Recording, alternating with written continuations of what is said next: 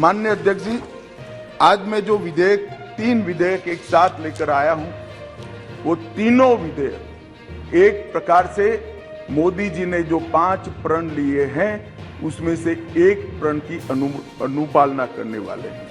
माननीय अध्यक्ष जी, ये तीनों विधेयक दंड विधान प्रक्रिया, क्रिमिनल जस्टिस सिस्टम को बेसिक कानून, इसके लिए मूलभूत कानून ये 3 विधेयकों के अंदर है।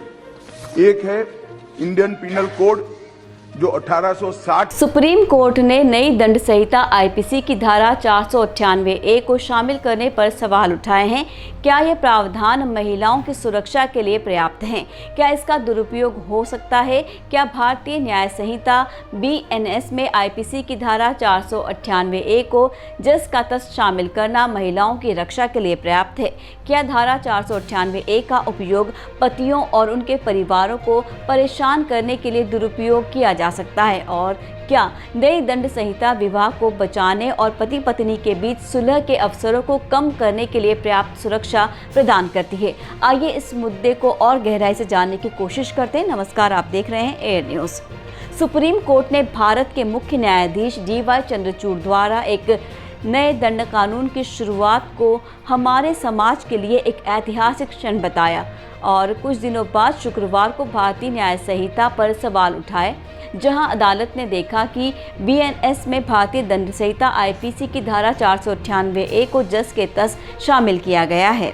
सुप्रीम कोर्ट ने केंद्र सरकार और संसद से वास्तविक परिस्थितियों पर विचार करते हुए नई दंड संहिता में आवश्यक बदलाव करने का आग्रह किया, क्योंकि आईपीसी की धारा 498A पति या उसके रिश्तेदारों द्वारा पत्नी के साथ क्रूरता से संबंधित है। जस्टिस JB पारदीवाला और मनोज मिश्रा की पीठ ने एक पत्नी द्वारा अपने पति और उसके रिश्तेदारों के खिलाफ दायर एक केस को खारिज करते हुए टिप्पणी की।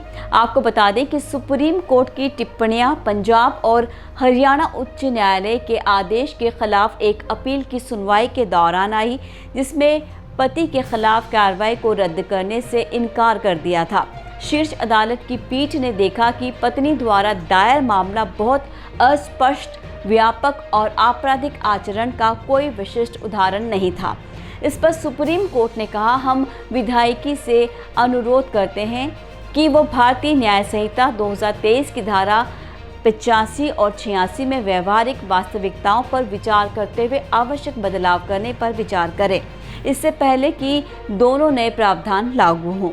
आपको बता दें कि सुप्रीम कोर्ट की टिप्पणियां ऐसे समय आई है जब आईपीसी की धारा 498A का उपयोग पतियों और उनके परिवारों को परेशान करने के लिए दुरुपयोग किए जाने की आलोचना की जा रही है।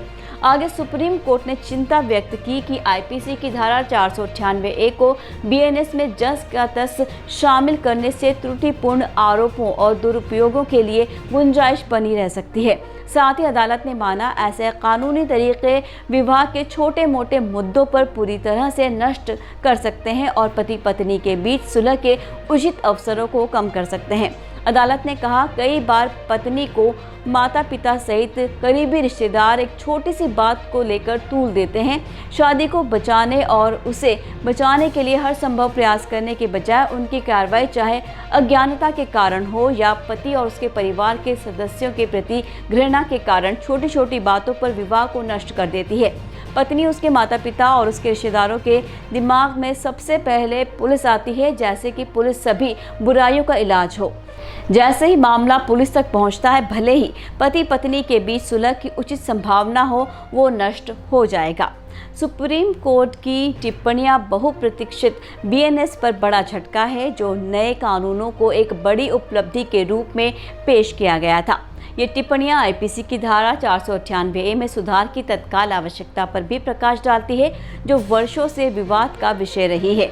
बाकी सुप्रीम कोर्ट द्वारा उठाए गए मुद्दों से सरकार और संसद को धारा 498A और BNS में अन्य प्रासंगिक प्रावधानों की समीक्षा करने और ये सुनिश्चित करने के लिए आवश्यक बदलाव करने के लिए प्रेरित किया जाना चाहिए कि वो महिलाओं की रक्षा करते हैं और साथ ही विवाह की पवित्रता की रक्षा करते हैं। तो ये थी हमारी विशेष रिपोर्ट। फिलहाल के लिए दीजिए विदा। नमस्कार।